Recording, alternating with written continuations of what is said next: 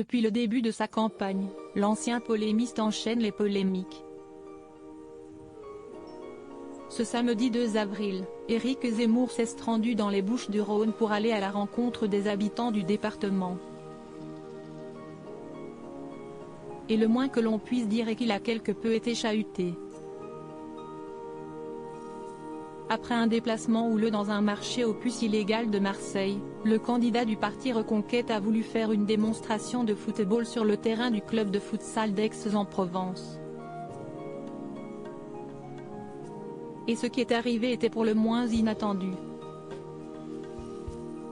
Alors que le gérant de la salle de ce centre sportif appartenant à Zinedine Zidane n'aurait pas été informé que la réservation avait un but politique, une scène incroyable s'est produite. Le frère du champion du monde français, Noureddine Zidane, est intervenu en personne pour demander au candidat à l'élection présidentielle de quitter le terrain sur le champ. Des images qui ont fait le tour de la France. Éric Zemmour: je ne savais pas que c'était le terrain de Zidane au lendemain de cette nouvelle frasque de campagne arrivée seulement quelques jours après qu'il ait laissé ses soutiens scander Macron assassin. Éric Zemmour s'est rendu sur le plateau de LCI pour revenir sur l'incident avec Noureddine Zidane. Et le candidat à l'élection présidentielle a donné une version des faits totalement alternative. La voici: mes militants avaient loué ce terrain.